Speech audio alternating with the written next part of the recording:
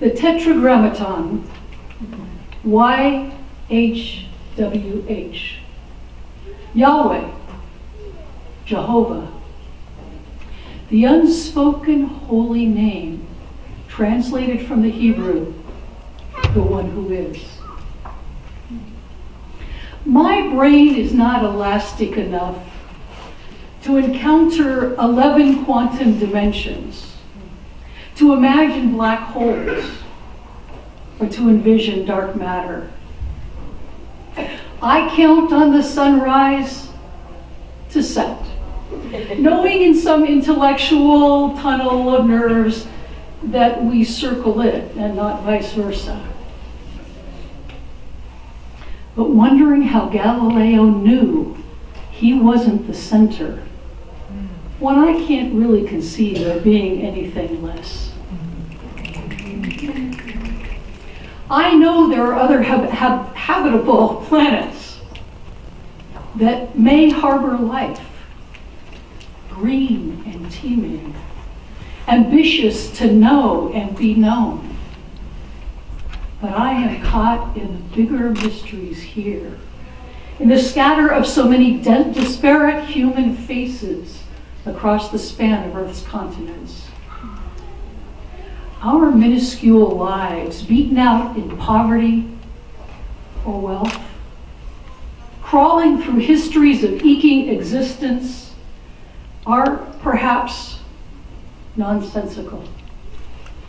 Maybe we are only bacteria infecting our world, lush and sere, verdant and desert, with the fall of Adam and the dream of reincarnated God.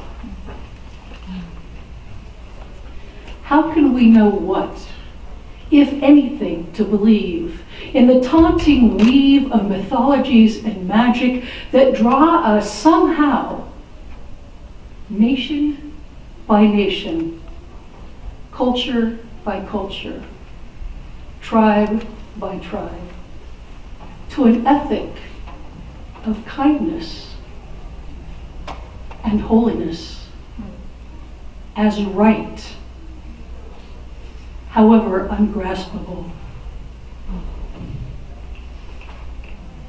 We are offended by the pain we cause one another, and so we name it bigger than our wants. It's out of love.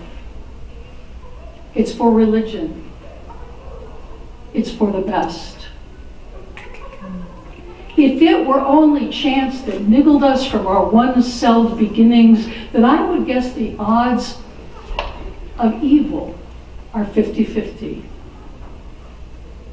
And yet, we still long for niceness, at least in other people, usually from ourselves, apparently not in our politicians. So I cannot but believe that we have the possibility, the potentiality to be better than we seem, purer than we know. That when we are lifted by cloud shadows on drifting water, when we are transformed by the music of wind through trees, when we are touched by the crease of laughter on an old woman's face, or warmed by a toddler's giggle, when we can be changed by the words of a poem, there is hope. That the crisscross hashes of whoever's counting, the cuneiform imprints in clay from holy mountaintops that demand our best, our truest, our most sanctified, sing to the spheres a pattern too mathematical, too precise to be anything less than intentional. So though I am too small to intuit a theology large enough, I keep losing myself in a leap so vast that it can neither be named or spoken. And yet, it is.